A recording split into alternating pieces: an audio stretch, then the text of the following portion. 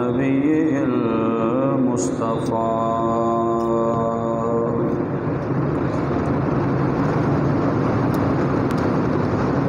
وعلى آله المجتبى وأصحابه نجوم الهدى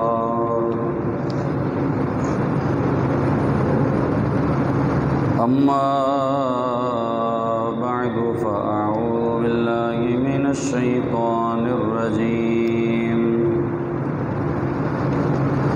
بسم الله الرحمن الرحيم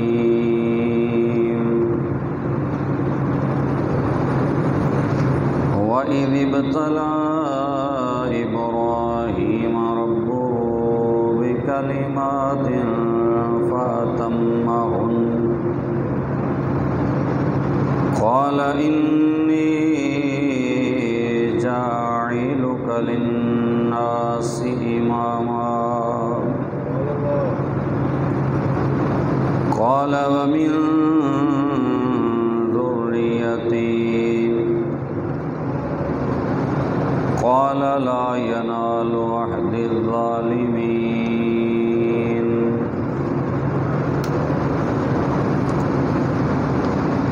آمنت بالله صدق الله مولانا العظيم وبلغنا رسوله النبي الكريم إن الله وملائكته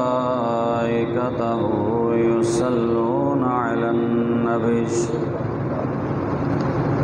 يا أيها الذين آمنوا صلوا عليه وسلموا تسليما الصلاة والسلام عليك يا سيدي يا رسول الله وعلى آلك وصحابك يا سيدي يا حبيب الله الصلاة والسلام عليك يا سيدي يا رحمة للعالمين وعلى آلك وصحابك يا سيدي يا شفيع المذنبين مولاي صل وسلم دائما أبدا على حبيبك خير الخلق كلهم لي خمسة أطفي بها حر الوباء الحاتمة المصطفى والمرتضى وبناهما والفاطمة بندہ پروردگارم امت احمد نبی دوست دار چار یارم تابع اولاد علی مذہب حنفیہ دارم ملت حضرت خلیل خاک پائے غوث اعظم زیر سایہ ہر ولی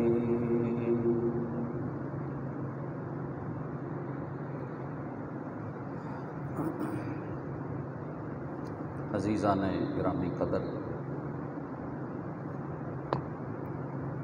آج کے خطبہ جمعۃ المبارک میں سورۃ البقرہ اس کی آیت نمبر 124 آپ نے سماعت فرمائی، اور اس کے بعد بھی مسلسل حضرت سیدنا ابراہیم علیہ السلام کا ذکر اور ان کی عظمت کا سلسلہ وہ جاری ہے، اور قرآن کریم میں اللہ تعالیٰ نے بہت سارے مقامات پر حضرت سیدنا ابراہیم علیہ السلام کا ذکر فرمایا ہے۔ علماء نے لکھا کہ تقریباً 35 مقامات ایسے ہیں جہاں اللہ پاک نے حضرت ابراہیم علیہ السلام کا ذکر کیا ہے، اور ایک پوری سورت سورہ ابراہیم وہ اللہ کریم نے اپنے خلیل کے نام پہ نازل فرمائی ہے، اور انہیں جد الانبیاء کہا جاتا ہے۔ جد الانبیاء، حضرت ابراہیم علیہ السلام کے بعد جتنے بھی نبی آئے ہیں وہ سارے ہی ابراہیم علیہ السلام کی اولاد میں سے آئے۔ یہ اللہ نے بہت بڑا شرف حضرت ابراہیم علیہ السلام کو عطا فرمایا کہ حضور علیہ السلام تک سارے نبی ہی اولاد ابراہیم علیہ السلام میں سے، اور سب سے بڑا شرف حضرت ابراہیم علیہ السلام کو یہ حاصل ہے کہ جس نبی کی خاطر اللہ نے ساری کائنات کو پیدا فرمایا، خاتم الانبیاء احمد مجتبی جناب محمد مصطفیٰ صلی اللہ علیہ وآلہ وسلم، آپ بھی اولاد ابراہیم میں سے ہیں۔ تو یہ جد الانبیاء ہے جناب سیدنا ابراہیم علیہ السلام، اور بہت ساری اللہ نے صفات ان کو عطا فرمائی۔ نبی پاک صلی اللہ علیہ وآلہ وسلم کے بعد نبیوں میں سب سے بلند رتبہ حضرت ابراہیم علیہ السلام کا ہے۔ تمام انبیاء میں سے سب سے زیادہ مقام اللہ نے حضرت ابراہیم علیہ السلام کو عطا فرمایا۔ حضور کے بعد سرکار علیہ السلام کی افضلیت تو مسلم ہے سارے انبیاء پر، اس کے بعد سارے نبیوں میں افضل حضرت سیدنا ابراہیم علیہ السلام ہے، اور بڑی آزمائشوں سے گزرے جناب ابراہیم علیہ السلام، بڑے بڑے امتحانات سے ان کو گزارا گیا، اور اللہ کریم نے اس کا ذکر بھی فرمایا بہت سارے مقامات پر۔ یہاں جو آیت میں نے پڑھی سورہ بقرہ آیت نمبر 124، اللہ فرماتا ہے وَإِذِ ابْتَلَىٰ إِبْرَاهِيمَ رَبُّهُ بِكَلِمَاتٍ، کہ یاد کرو جب آزمایا ابراہیم کو اس کے رب نے چند باتوں سے، فَأَتَمَّهُنَّ، تو انہیں ابراہیم علیہ السلام نے پورا کر دیا۔ یعنی جتنے بھی امتحان اللہ نے لیے، جناب ابراہیم علیہ السلام نے کسی بھی امتحان کے اندر وہ اللہ کریم کی بارگاہ میں شکوہ نہیں کیا، شکایت نہیں کی، بلکہ ہر مشکل میں ابراہیم علیہ السلام نے اپنا سر اللہ کی بارگاہ میں جھکا دیا۔ اسی لیے اللہ نے پھر خلیل کا رتبہ، خلیل اللہ، اپنا خلیل بنایا، اپنا دوست اللہ تعالیٰ نے بنایا حضرت سیدنا ابراہیم علیہ السلام کو۔ جتنی مشکلات آئیں، اور آپ حق پرستی کے اندر، حق گوئی کے اندر ایک ضرب المثال ہے حضرت ابراہیم علیہ السلام، ان کی مثال دی جا سکتی ہے کہ انہوں نے حق گوئی اور بے باکی اور اللہ کی توحید کے اعلان کے اندر کسی مخالفت کا آپ نے کوئی پرواہ نہیں کی۔ پوری دنیا پر جس کی حکمرانی تھی، نمرود ایسا بادشاہ ہے، 4 بادشاہ ایسے گزرے ہیں جو پوری دنیا پہ جنہوں نے حکمرانی کی ہے۔ 2 بادشاہ مسلمان گزرے ہیں، 2 کافر ہیں۔ مسلمانوں میں حضرت سلیمان علیہ السلام اور حضرت سکندر ذوالقرنین، اور کافروں میں نمرود اور بخت نصر، یہ 2 کافر بادشاہ گزرے ہیں جن کی بہت زیادہ طاقتور بادشاہ تھے۔ یہ نمرود 400 سال تک یہ حاکم رہا، یہ بادشاہت کی مسند پر رہا، اور سارے اس کو خدا سمجھتے تھے۔ یہ کہتا تھا میں خدا ہوں، میں تمہارا رب ہوں، تمہیں روزی میں دیتا ہوں، تمہیں کھانا میں دیتا ہوں، میرے حکم کے بغیر تم کوئی کام نہیں کر سکتے۔ تو اسی ماحول میں اللہ پاک نے حضرت ابراہیم علیہ السلام کو پیدا فرمایا، اور وہ کوشش اس نے کی جیسے حضرت موسیٰ علیہ السلام کی پیدائش کو روکنے کی کوشش کی گئی، نمرود نے بھی کوشش کی۔ نجومیوں نے بتایا کہ تیرا تخت، ایک لڑکا جو ہے پیدا ہونے والا ہے، تیرا تخت جو ہے وہ ختم کر دے گا۔ اس نے بڑی کوشش کی، مردوں اور عورتوں کو ملنے سے ہی منع کر دیا، پابندی لگا دی، لیکن جسے اللہ پیدا کرنا چاہے اسے کوئی روک نہیں سکتا۔ یہ حقیقت ہے، ساری دنیا بھی کوشش کرتی رہے تو اللہ جو کرنا چاہتا ہے اسے روک نہیں سکتا۔ تو اللہ پاک نے پھر ابراہیم علیہ السلام کو پیدا کیا، پہاڑ کے غار میں پیدا ہوئے، اور ماں وہاں سے اٹھ کے آ گئی غار کو بند کر کے۔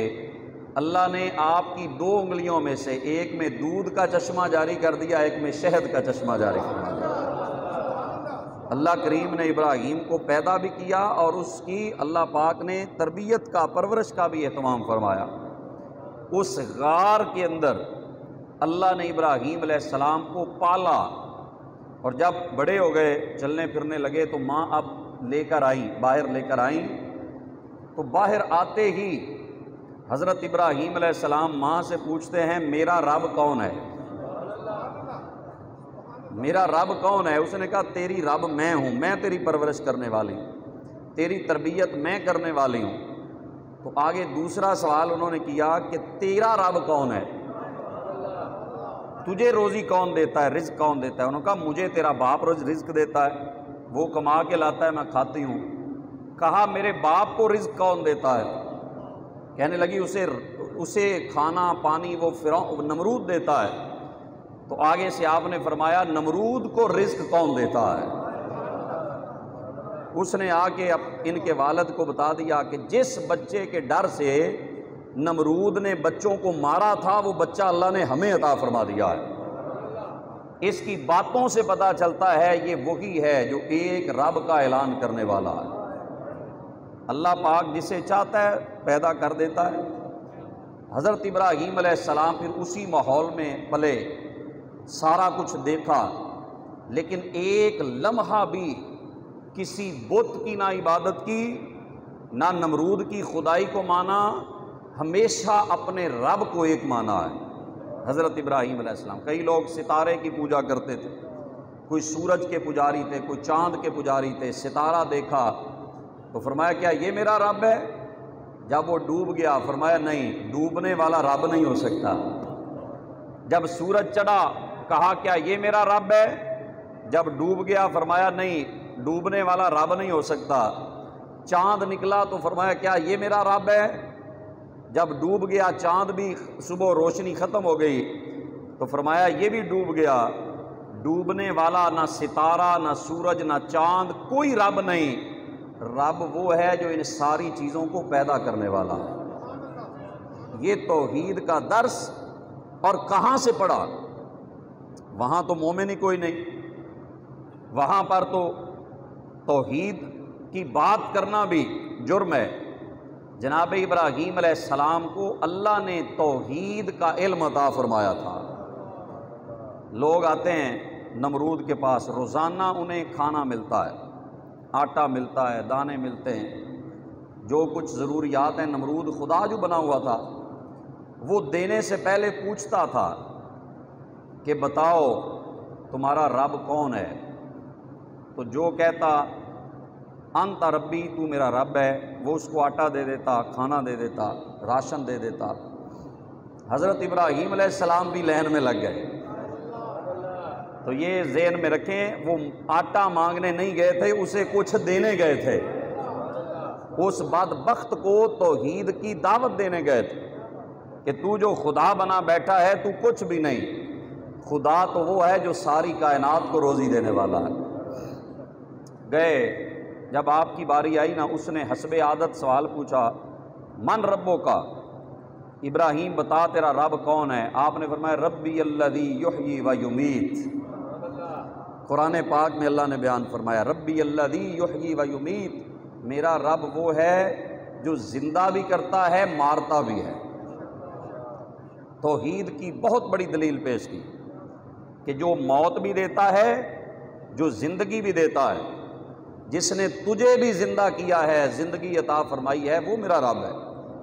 جو تجھے بھی موت دے گا وہ میرا رب ہے۔ ربی الذی یحیی و یمیت، میرا رب وہ ہے جو زندہ بھی کرتا ہے موت بھی دیتا ہے۔ اس نے کہا انا احیی و امیت، اس نے کہا میں بھی یہ کام کر لیتا ہوں۔ بڑا چاتر تھا، بڑا تیز تھا، تو اتنے 100 سال حکومت کرتا رہا۔ کہنے لگا یہ کام تو میں بھی کر لیتا ہوں، زندہ کرنا یہ کون سا کام ہے، مارنا یہ کون سا کام ہے۔ اس نے کہا 2 قیدی بلاؤ قید خانے سے، 2 قیدی لائے گئے، ایک کو اس نے آزاد کر دیا، ایک کو قتل کر دیا۔ اس نے کہا دیکھو میں نے ایک کو زندہ کر دیا، ایک کو مار دیا۔ حالانکہ یہ بات اس کی سراسر غلط تھی۔ اس نے زندہ نہیں کیا، اس نے تو رہا کیا ہے نا۔ زندہ کرنا اور ہے، رہا کرنا اور ہے۔ لیکن ابراہیم علیہ السلام اس کی جہالت سے واقف تھے کہ یہ جاہلانہ حرکت اس نے کی ہے۔ اب دوسرا انہوں نے حضرت ابراہیم علیہ السلام نے جو ضرب لگائی نا اس پر، آپ نے فرمایا فَإِنَّ اللَّهَ يَأْتِي بِالشَّمْسِ مِنَ الْمَشْرِقِ فَأْتِ بِهَا مِنَ الْمَغْرِبِ، فرمایا میرا رب اور اللہ وہ ہے جو سورج مشرق سے نکالتا ہے، سورج مشرق سے نکالتا ہے۔ تو اگر کہتا ہے میں رب ہوں تو فاتی بہا من المغرب، سورج مغرب سے نکال کے تو دکھا۔ اگر تو رب ہے تو سورج مغرب سے نکال۔ فَبُہِتَ الَّذِي کفر، بڈھا نمرود ایک نوجوان لڑکے کے سامنے پسینہ پسینہ ہو گیا۔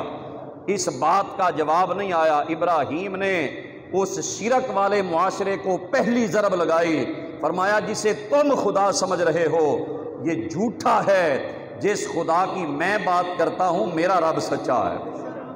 فَإِنَّ اللَّهَ يَأْتِي بِالشَّمْسِ مِنَ الْمَشْرِقِ، فرمایا مشرق سے جو سورج نکلتا ہے نا ہر روز، یہ اللہ کی توحید کی نشانی ہے۔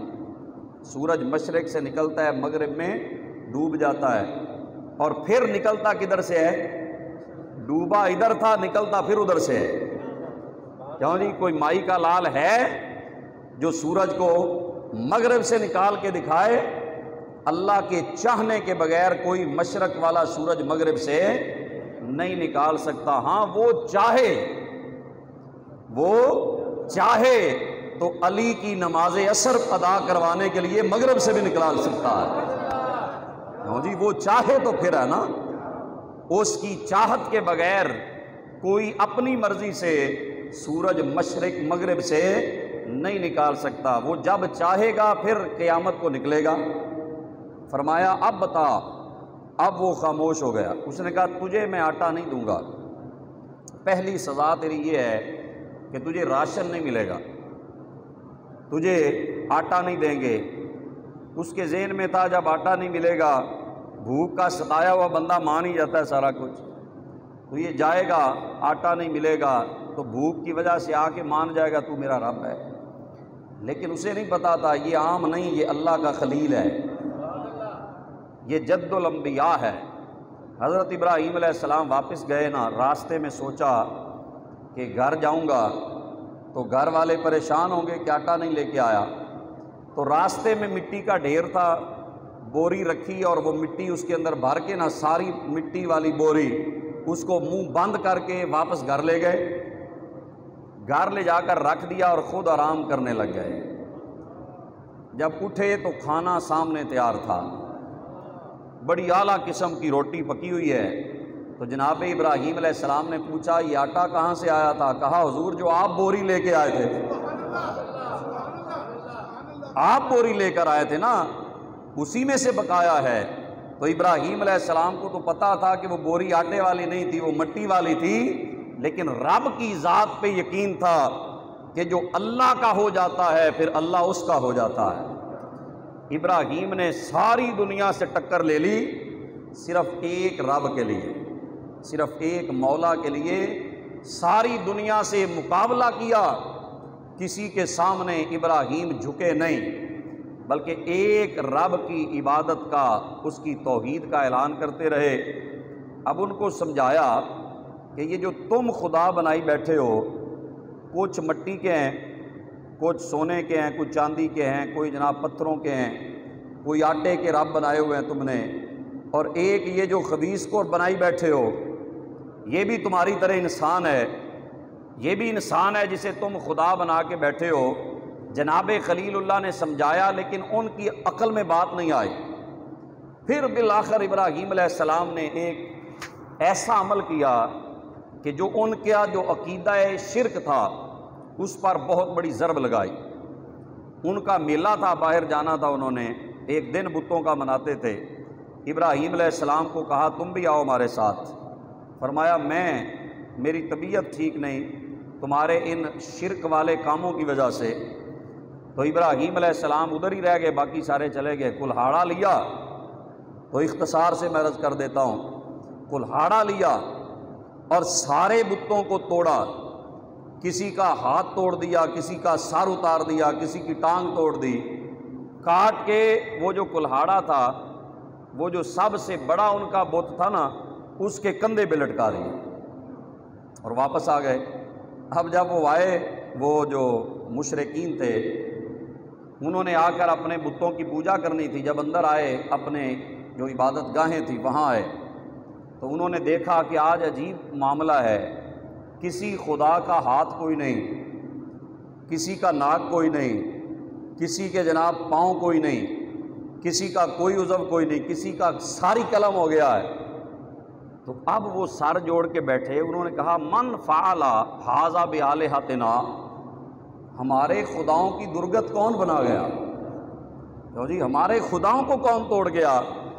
تو انہوں نے سر جوڑا کہ یہ کون ہو سکتا ہے ایسا جو بغاوت کرے ہمارے عقیدے سے؟ تو ایک بابا بولا، اس نے کہا ایک نوجوان ہے یقال لہ ابراہیم، جسے ابراہیم کہتے ہیں، وہ ہمارے بتوں کو نہیں مانتا، یقیناً یہ کام اس نے کیا ہے۔ انہوں نے بلایا ابراہیم علیہ السلام کو، انہوں نے کہا انت فعلت ھذا بآلہتنا یا ابراہیم، ابراہیم یہ ہمارے خداؤں سے تم نے کام کیا ہے؟ تو آگے سے بڑا پیغمبرانہ شان کے ساتھ اور علم نبوت کے ساتھ آپ نے جواب عطا فرمایا جس کے کندھے پر کلہاڑا ہے، کیوں جی جس سے آلہ قتل برآمد ہوا ہے، جس سے آلہ قتل برآمد ہوا ہے، جس کے کندھے پہ کلہاڑا تھا، اس سے پوچھو یہ کام کس نے کیا ہے۔ کیوں جی اس سے بڑھ کے نصیحت کیا ہو سکتی تھی؟ انہوں نے جب یہ بات سنی نا، اب سر جھک گئے، وہ کہنے لگے تجھے پتہ ہے کہ یہ بولتے نہیں، یہ سنتے نہیں، یہ پہچانتے نہیں، یہ بے جان ہیں۔ تو ابراہیم علیہ السلام نے فرمایا یہی تمہیں سمجھانا چاہتا ہوں کہ جو نہ سنتے ہیں، نہ دیکھتے ہیں، نہ جن میں جان ہے، تم ان کی عبادت نہ کرو، اس رب کی عبادت کرو جس نے تمہیں بھی پیدا فرمایا ہے۔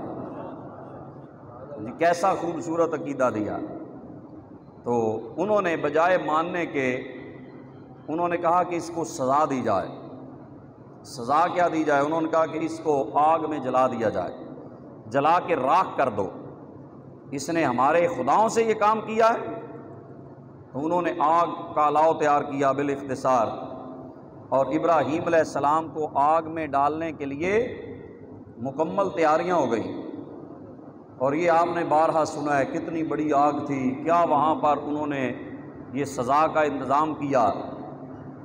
لیکن ابراہیم علیہ السلام کے حوصلے اور ہمت کو سلام ہے کہ اتنی بڑی آگ دیکھ کر بھی ابراہیم علیہ السلام کے چہرے پہ پسینہ بھی نہیں آیا کہ اتنی بڑی آگ ہے۔ اب فرشتے کہہ رہے ہیں یا اللہ یہ آگ اتنی بڑی ہے، ابراہیم جل جائے گا؟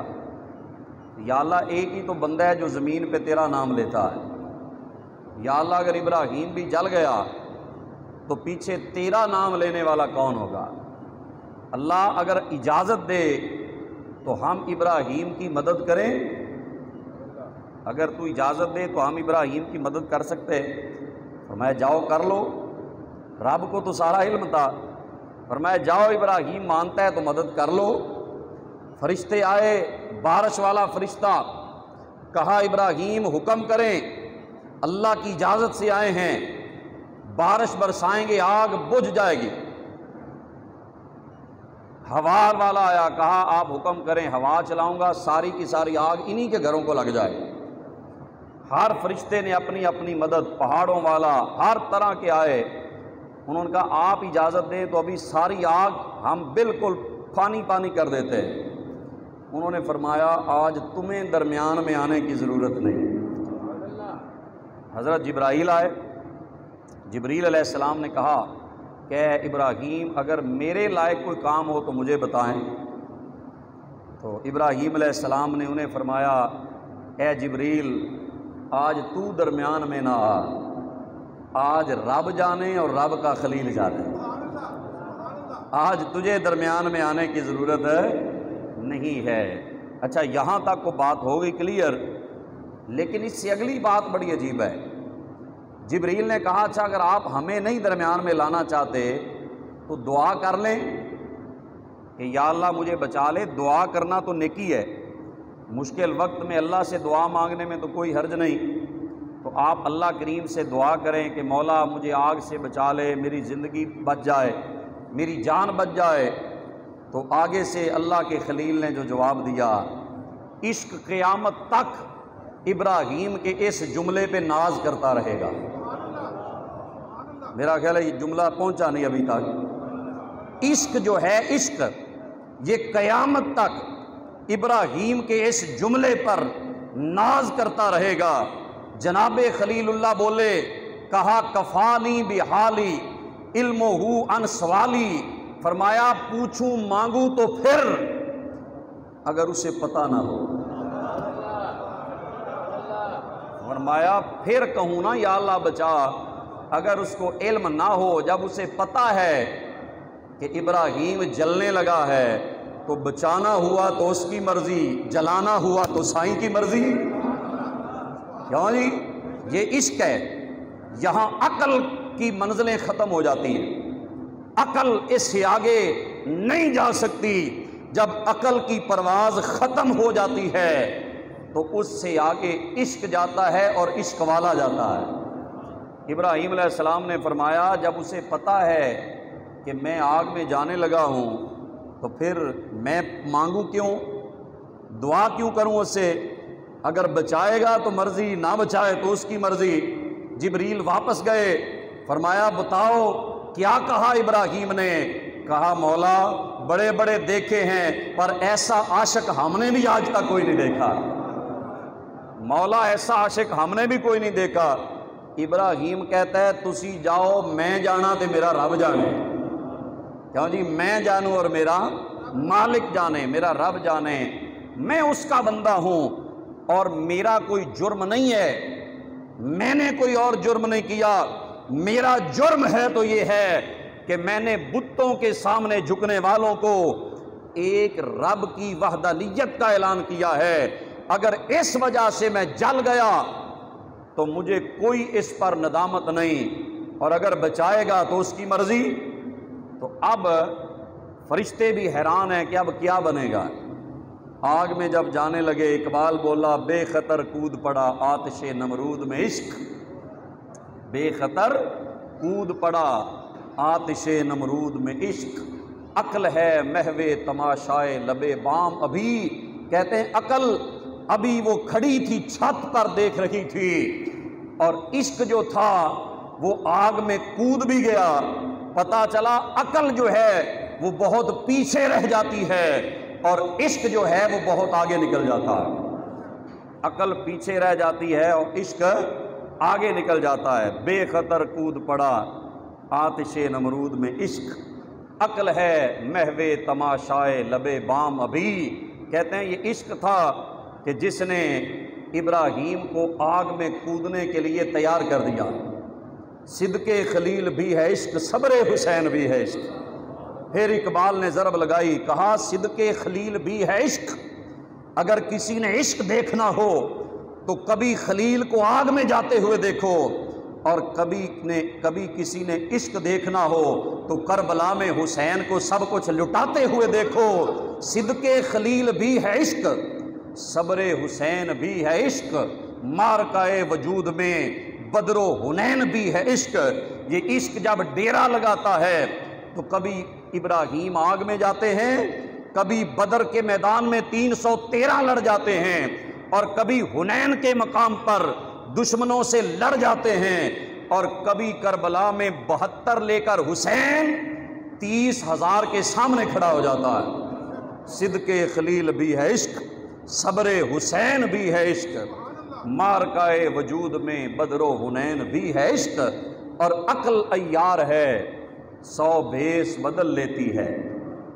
اقبال نے کہا عقل عیار ہے 100 بھیس بدل لیتی ہے، عشق بیچارہ نہ ملا ہے نہ زاہد نہ حکیم۔ کہتے ہیں یہ دا مارنا عقل کو آتا ہے، عشق دا نہیں لگاتا، عشق جب بھی آتا ہے اپنی جان قربان کرتا ہے۔ ریت عشق دی جگ تو وکھریے، نہ شاہ ویکھدا نہ گدا ویکھدا، جتھے چاہندا جھکا دیندا عاشق دا سر، نہ کعبہ تے نہ کربلا ویکھدا۔ تو یہ حضرت ابراہیم علیہ السلام کی محبت کا وہ منظر ہے جو کائنات نے دیکھا، اور آگ میں کود گئے۔ پھر ابھی ادھر سے منجنیق سے ان کو ڈالا ادھر آگ کی طرف، تو اللہ نے فوراً حکم دے دیا، فرمایا امتحان ہو گیا ابراہیم کا، سب کو پتہ چل گیا ہے۔ اب فرمایا قُلْنَا یا نار کونی بردم و سلام علی ابراہیم۔ اللہ فرماتا ہے ہم نے کہا کہ اے آگ ٹھنڈی ہو جا ابراہیم پر، اور سلامتی والی ہو جا۔ ابراہیم پر ٹھنڈی بھی ہو جا، اور ٹھنڈی ہونے کے بعد یہ بھی خطرہ ہے زیادہ ٹھنڈی ہو جائے، زیادہ ٹھنڈ بھی نقصان دیتی ہے نا۔ فرمایا صرف ٹھنڈی نہیں ہونا، وَسَلَامًا عَلَىٰ ابراہیم، ابراہیم پر سلامتی والی بھی بن جا۔ وہ کہتے ہیں جو آپ کو زنجیریں ڈالی ہوئی تھی نا وہ ساری جل گئی آگ سے، اور ابراہیم نے جو قمیض پہنا ہوا تھا نا آگ نے اس قمیض کو بھی نہیں جلایا، کیونکہ ابراہیم کے جسم سے لگ گیا نا قمیض، تو اس پہ بھی اللہ نے آگ کو حرام کر دیا، وہ بھی آگ سے بچ گیا۔ تو ابراہیم علیہ السلام کی یہ محبت والی ادا کو اللہ نے قرآن میں بیان فرما دیا کہ یہ ابراہیم ہے جس نے ہماری محبت میں آگ میں کود جانا قبول کر لیا۔ اور وہ فرشتوں نے جو کہا تھا جب اللہ نے فرمایا نا انی جاعل فی الارض خلیفہ، کہ میں زمین میں اپنا خلیفہ بنانے والا ہوں، تو فرشتوں نے کہا تھا یا اللہ تو وہ بنائے گا اتجعل فیہا من یفسد فیہا ویسفک الدماء، یا اللہ تو ایسا بندہ بنانے لگا ہے یہ زمین میں فساد کرے گا، خون ریزیاں کرے گا۔ نحن نسبح بحمدک ونقدس لک، یا اللہ ہم تیری تسبیح کر رہے ہیں، تیری پاکی بیان کرتے ہیں، ہم کافی ہیں۔ تو اللہ نے جواب کیا دیا؟ فرمایا انی اعلم ما لا تعلمون، فرمایا فرشتوں جو میں جانتا ہوں تم نہیں جانتے، تم نے صرف آدمیوں میں ظلم والوں کو دیکھا ہے کہ اس میں کوئی ظالم ہوں گے، فاجر ہوں گے، کافر ہوں گے، مشرک ہوں گے، کوئی نمرود ہوگا، کوئی فرعون ہوگا۔ تمہاری نظر نمرود پر ہے، ہماری نظر ابراہیم پر ہے۔ تمہاری نظر فرعون پہ ہے، ہماری نظر موسیٰ پہ ہے۔ تمہاری نظر ابو جہل پہ ہے، ہماری نظر ابو بکر صدیق پہ ہے۔ تمہاری نظر یزید پہ ہے، ہماری نظر حسین پہ ہے۔ انی اعلم ما لا تعلمون، فرمایا میں وہ جانتا ہوں جو تم نہیں جانتے۔ سارے میرے منکر نہیں ہوں گے، کچھ میرے نام پہ سب کچھ لٹانے والے بھی ہوں گے، سب کچھ قربان کرنے والے بھی ہوں گے۔ تو یہ بہت بڑا امتحان تھا اللہ نے جس سے آزمایا حضرت ابراہیم علیہ السلام کو۔ اب جب وہ لوگ نہ مانیں، اتنا بڑا کمال دیکھ کر انہوں نے نہیں مانا، اب ابراہیم علیہ السلام وہ شہر چھوڑ گئے، وہ علاقہ چھوڑ کے چلے گئے، اور فلسطین میں آپ نے ڈیرا لگایا، فلسطین کے اندر وہاں چلے گئے۔ اب اللہ نے بڑھاپے کے اندر بیٹے کی نعمت عطا فرمائی۔ وہ راستے میں حضرت ہاجرہ کا ایک واقعہ ہے، ایک بادشاہ ظالم تھا، وہ خوبصورت عورتیں چھین لیتا تھا، تو حضرت ابراہیم علیہ السلام کی جو زوجہ تھی حضرت سارہ ان کا نام تھا، وہ دنیا کی حسین ترین خاتون تھی، تو اس شیطان کو پتہ چلا کہ ایک عورت ہے اور ایک مرد ہے، وہ عورت چھیننا چاہتا تھا۔ اس نے حضرت سارہ کو بلا لیا، لیکن اللہ پاک نبی کی بھی حفاظت کرتا ہے، نبی کی عزت کی بھی حفاظت فرماتا ہے۔ جب وہ اندر چلا گیا، حضرت ہاجرہ نے وضو فرمایا، حضرت سارہ نے وضو فرمایا اور وضو کر کے 2 نفل پڑھے اور دعا کی، یا اللہ میں تیرے نبی کی بیوی ہوں، یا اللہ میری عزت کی حفاظت فرما دے۔ تو اب شیطان جب قریب آنے لگا تو بے ہوش ہو کے گر گیا۔ 3 دفعہ اس نے معافی مانگی، اور ابراہیم علیہ السلام تھے باہر، یہ کمرہ بند تھا، لیکن اللہ پاک نے وہ سارے پردے اٹھا دیے۔ ابراہیم باہر کھڑے ہو کے سارا منظر دیکھ رہے تھے کہ اللہ نے عزت کی حفاظت فرمائی۔ پھر اس نے ہاجرہ، یہ بھی ایک بڑی نیک خاتون تھی، پاک خاتون تھی، جس طرح حضرت سارہ پاک رہیں وہ بھی پاک تھی، تو اس نے وہ حضرت سارہ کو بطور ہدیہ دے دی، اور یہ پھر حضرت ابراہیم کے پاس آ گئیں، اور ابراہیم علیہ السلام اور حضرت ہاجرہ، حضرت سارہ نے حضرت ہاجرہ ان کے ملک کر دی، تو اللہ نے ان میں سے بیٹا عطا فرمایا جس کا نام حضرت سیدنا اسماعیل علیہ السلام ہے۔ کیوں جی؟ حضرت سیدنا اسماعیل علیہ السلام۔ الحمدللہ الذی وہب لی علی الکبر اسماعیل و اسحاق، تمام تعریفیں اللہ کے لیے جس نے بڑھاپے میں مجھے اسماعیل اور اسحاق جیسے بیٹے عطا فرمائے۔ اب اللہ نے اور امتحان لے لیا، فرمایا یہ جو بیٹا ہے نا اسماعیل ابھی دودھ پیتا ہے، اور اس کی ماں ہاجرہ، انہیں ایک ایسی جگہ چھوڑاؤ جہاں پہ نہ پانی ہو، نہ وہاں پہ گھاس ملے، نہ سبزہ ہو۔ تو ابراہیم نے یہاں بھی اللہ سے شکوہ نہیں کیا۔ کیوں جی؟ شکوہ آ جائے کیوں، اگر یہ کہہ دیتے نا کیوں، تو عشق جو ہے وہ سارے کا سارا معاملہ عشق والا ختم ہو جاتا۔ کیوں بھی نہیں، عشق کے اندر کیوں والا چکر بھی کوئی نہیں۔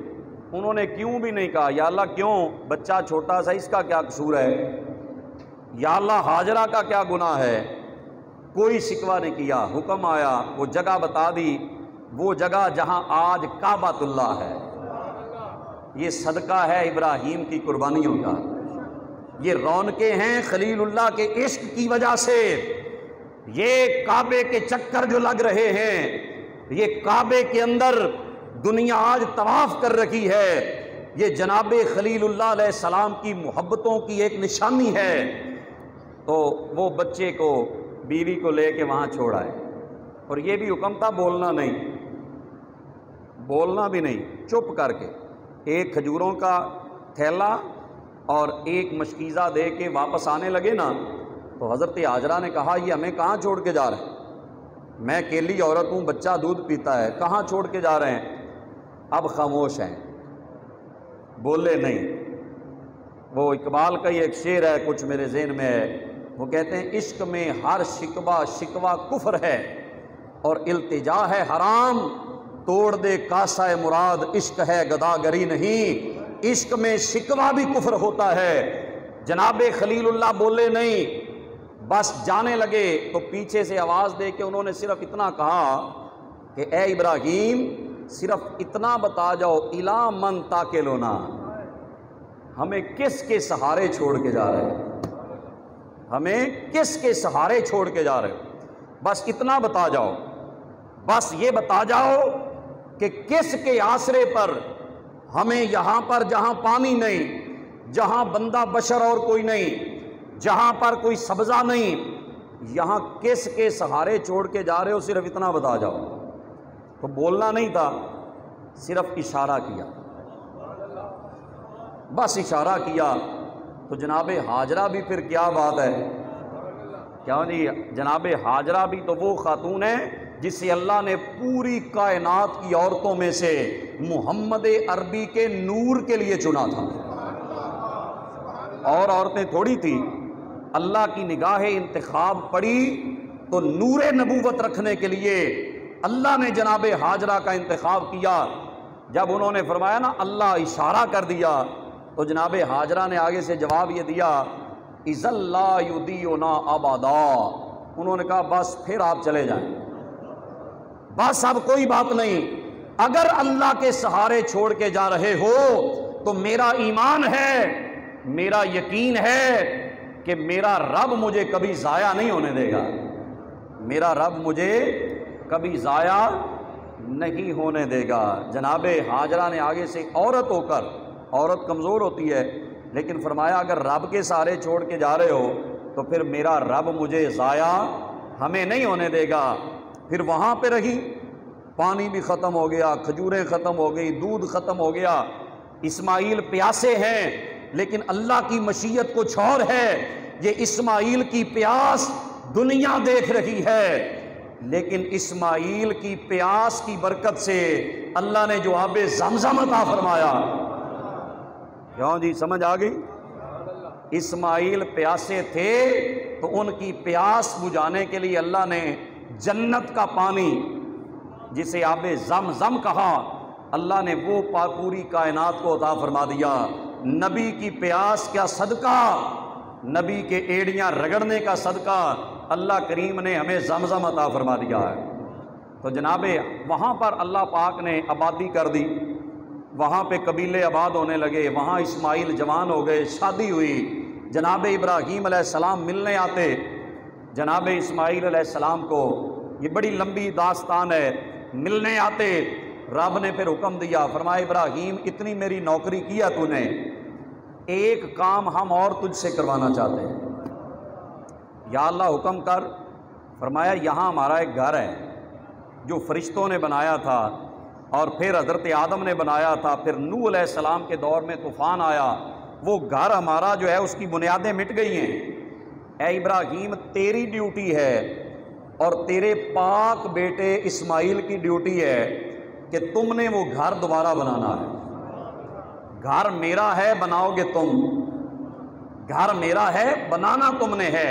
تو جناب ابراہیم اور اسماعیل وہ تو ویسے ہی سر جھکانے والے تھے، مستری، سبحان اللہ، ہم مستری کہتے ہیں نا، جو کام کرتا ہے بنیاد عمارتیں بناتا ہے، اور ایک جو پتھر اٹھاتا ہے اسے مزدور کہتے ہیں۔ اللہ نے جس معمار کا انتخاب کیا، جس مزدور کا انتخاب کیا اپنا گھر بنانے کے لیے، اس مستری کا نام جناب ابراہیم ہے، اور پتھر اٹھا کے لانے والے کا نام اسماعیل علیہ السلام ہے۔ جب لگانے والا پتھر ابراہیم ہے اور اٹھانے والا اسماعیل ہے، تو جو گھر بنا وہ کعبۃ اللہ ہے، کعبۃ اللہ ہے۔ وہ پتھر کتنے مقدس ہیں جنہوں نے ابراہیم کے ہاتھوں کو چوما ہوا ہے، ابراہیم کے ہاتھوں کو چومنے سے پہلے اسماعیل کے ہاتھوں کو بوسہ دیا ہے۔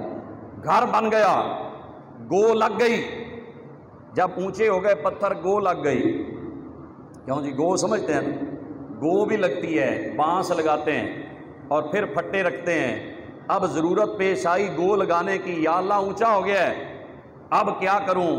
جس پتھر پہ ابراہیم کھڑے تھے اللہ نے حکم دیا، فرمایا جیسے جیسے دیوار اونچی ہوتی جائے پتھر بھی اونچا ہوتا جائے، جدھر جدھر دیوار جائے گی ادھر ادھر ادھر پتھر جائے گا۔ تو یہ عجیب ایک عمارت بن رہی تھی، جہاں لفٹ کا جو سارا سسٹم تھا وہ اللہ نے پتھر کے ذریعے کروا دیا۔ گھر بن گیا، سنیے آخری باتیں سنیے، گھر بن گیا، یا اللہ گھر بن گیا، تیرا گھر ہم نے بنا دیا۔ اسی رکوع کے آخر پہ جناب خلیل اللہ علیہ السلام، اللہ پاک فرماتا ہے جب انہوں نے دونوں نے وَإِذْ يَرْفَعُ إِبْرَاهِيمُ الْقَوَاعِدَ مِنَ الْبَيْتِ وَإِسْمَاعِيلُ رَبَّنَا تَقَبَّلْ مِنَّا إِنَّكَ أَنْتَ السَّمِيعُ الْعَلِيمُ، جب ابراہیم اور اسماعیل اللہ کے گھر کی بنیادیں اٹھا رہے تھے، ساتھ دعا کر رہے تھے، مولا یہ نوکری قبول کر لینا، مولا تیرے گھر کے خادم ہیں قبول کر لینا، تو سننے والا بھی ہے، جاننے والا بھی ہے۔ ربنا وجعلنا مسلمین لک، اے اللہ ہم دونوں کو تیرے سامنے جھکنے والا بنا دے، ومن ذریاتنا، اور ہماری اولاد میں سے امتن مسلمۃ لک، ایک ایسی امت بنا دے جو تیرے سامنے جھکنے والی ہو، وارنا مناسکنا، اور ہمیں حج کے طریقے سکھا دے، وتب علینا، ہم پہ نظر کرم فرما، انک انت التواب الرحیم، بے شک تو توبہ قبول کرنے والا، رحم کرنے والا ہے۔ سنیے آگے کہا ربنا وابعث فیہم رسولا منہم، یا اللہ گھر بنا تو ہم نے دیا ہے، ایک بسانے والا بھی دے دے۔ ربنا وابعث فیہم رسولا منہم یتلو علیہم آیاتک، یا اللہ وہ میٹھا رسول، وہ حسین و جمیل رسول، وہ عظمتوں کا مالک، وہ بلندیوں کا مالک جس کے لیے ساری کائنات بنائی ہے، مولا وہ رسول ہماری نسل میں پیدا فرما دے۔ یتلو علیہم آیاتک، جو تیری آیتیں پڑھے، وَیُعَلِّمُهُمُ الْکِتَابَ وَالْحِکْمَةَ، انہیں کتاب سکھائے، حکمت سکھائے، وَیُزَکِّیہِم، انہیں پاک کرے، اِنَّکَ أَنتَ الْعَزِیزُ الْحَکِیم، بے شک تو غالب حکمت والا ہے۔ یا اللہ جس رسول کی باتیں تو نے سب کو بتائی ہیں، ہماری دعا ہے یہ مزدوری ہم نے کی ہے اس کا کوئی اجر دے، مزدوری کا اجر دے۔ کیا اجر؟ یا اللہ وہ رسول ہماری نسل میں پیدا فرما دے، وہ رسول ہماری نسل میں پیدا فرما دے۔ تو یہ ابراہیم علیہ السلام کے امتحان بھی ہیں، اور اللہ نے جب انہیں پھر انعام عطا فرمایا، جو عظمتیں عطا فرمائیں، اور پھر یہ جو قربانی ہم نے کرنی ہے یہ بھی سنت سیدنا ابراہیم علیہ السلام ہے۔ قربانی کے لیے یہ یاد رکھیں، سب سے پہلی بات یہ ذہن میں رکھنی ہے کہ ہم نے قربانی اللہ کی رضا کے لیے کرنی ہے۔ کیوں جی؟ کئی دوست ہیں وہ اس لیے بڑا جانور لیتے ہیں کہ جناب لوگ کہیں گے جی ماشاءاللہ فلانے قربانی دیتی، کیا بات ہے، اتنا بڑا بیل جناب کمال ہو گیا جی، بڑے سخی بندے۔ تو نیت یہ ہو کہ میرا رب مجھ سے راضی ہو جائے، قربانی میں کوئی اور نیت نہیں رکھنی، اپنے رب کی رضا کی نیت رکھنی ہے، سنت ابراہیمی کی نیت رکھنی ہے۔ اور جانور جو ہے، جو شرائط اللہ اور اس کے رسول نے بتائی ہیں ان کے مطابق ہوگا تو پھر قربانی صحیح ہوگی، اگر وہ شرائط نہیں ہیں تو پھر وہ قربانی صحیح نہیں ہوگی۔ اگر بڑا جانور ہے، گائے، بھینس، گائے، کٹا وغیرہ، وہ 2 سال کم از کم 2 سال عمر ہو، بکرا ہے 1 سال کا ہو، اونٹ ہے 5 سال کا ہو، چھوٹا چھترا جو ہوتا ہے وہ اگر 6 ماہ کا بھی ہو اور نظر آئے کہ بڑا ہے تو وہ بھی قربانی پر لگ سکتا ہے۔ کٹا بالکل لگ جائے گا جی، کٹا ہون تے سارے ہی لاؤنا ہے، کیوں جی؟ وہ جو گائے وغیرہ اس کو بیماری ایک آ گئی ہے، تو کٹا جو ہے وہ اس کی طرف سارے، کٹا ہمارے نزدیک یہ گائے کی ایک قسم ہے، بھینس جو ہے وہ گائے کی ایک قسم ہے۔ ہر سال لوگ بلا وجہ ہی شروع کر دیتے ہیں ایک فتنہ پھیلانا کہ جناب کٹے کی قربانی نہیں ہوتی، تو ہمارے فقہاء علماء نے فیصلہ کر دیا ہے کہ جو احکام گائے کے ہیں وہی بھینس کے ہیں، جو بچھڑے کے احکام ہیں وہی احکام کٹے کے ہیں، تو اس کی قربانی جائز ہے۔